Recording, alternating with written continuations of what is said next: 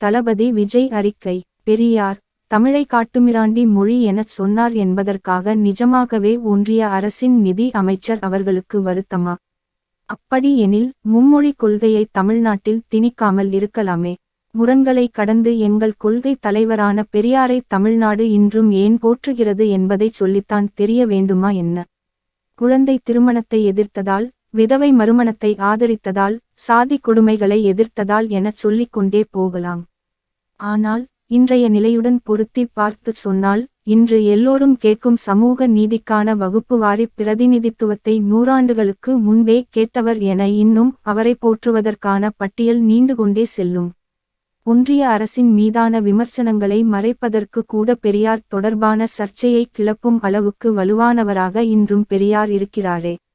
இது போதாதா அவரை தமிழ்நாடு ஏன் இன்றும் மாலை மரியாதை செய்து போற்றுகிறது என்பதற்கு? பெரியார் போற்றுதும், பெரியார் சிந்தனை போற்றுதும்.